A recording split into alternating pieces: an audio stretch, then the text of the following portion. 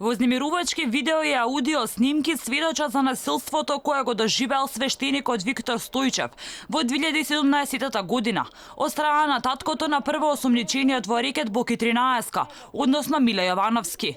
Но институциите и поречиси 2,5 години, под притисок или не го разрешија случајот кој се уште е заглавен во фиоките на јавното обвинителство.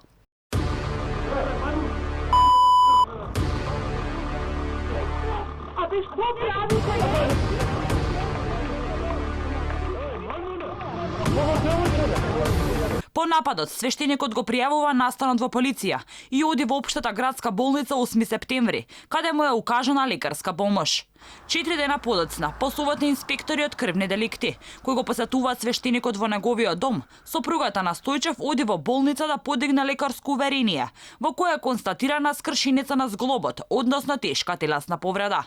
Но наместо докторот кој го извршил прегледот ноќта кога свештеникот бил нападнат, Стојчева ја пречекува сосема друг доктор, кој не ја дава лекарско уверение, туку и веле дека истото ќе го добие од кога ќе заврши лекувањето. По реакција на семејството Стојчеви, наредниот ден истиот доктор изготвува лекарски извештај во кој е констатирана само телесна повреда. Иако претходно во лекарското уверение се констатира дека станува збор за фрактура, односно тешка телесна повреда. Но по инсистирање на свештеникот се формира лекарски конзилиум, кој му дава на Стојчев соодветен документ, кој утврдува реалната состојба на повредите на база на утврдени наоди.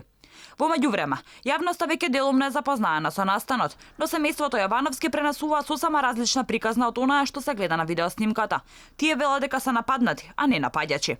Проблемите на свештеникот од болница се префрлаат во полициската станица Карпош, каде што вработените во станицата првично се обиделе да им врачат пријава, во која е наведено дека попот сам паднал и ја скршил ногата, и покрај тоа што за инцидентот постојат видеоснимки, тврди свештеникот. За ова биле известени инспекторите, што го воделе случајот, кои интервенирале за свештеникот да ја добие коректната пријава која тој ја барал. Според информациите со кои располага Алфа, односно сведоштвата на попот, во полициската станица кон сопругата на Стојчев биле упатени закани, дали биле свесни со кого си имале работа.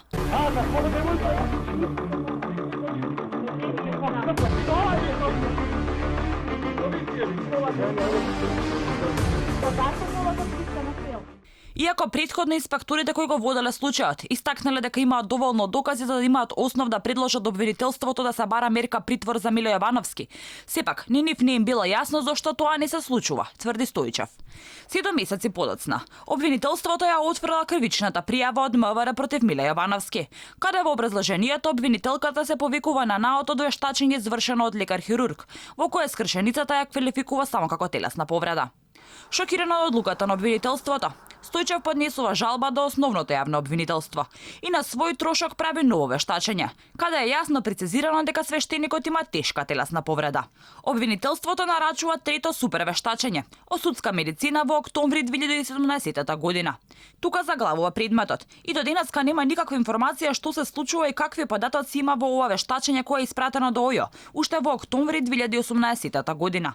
Во меѓувреме, според кажувањето на свештеникот, во повеќе наврати им пристигнувале закани да се откажат од случајот, како и дека ќе бидат избркани од државата. Алфа побара одговори од обвинителството.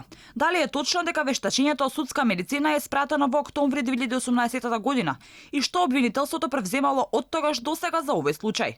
Дали е известен оштетениот за резултатите од супервештачењето и дали до сега обвинителството одговорило на ургенциите кои се испратени од неговиот адвокат, како и низа на други прашања на кои одговор не добивме. И поречиси 2,5 години, правдата која ја бара Стојчев не е задоволена, туку е само заглавена во обвинителските ходници, каде евентуално се заштитува напаѓачот, кој според видеоснимките физички се пресметува со свештеникот пред очите на неговото семејство. Како е скршено?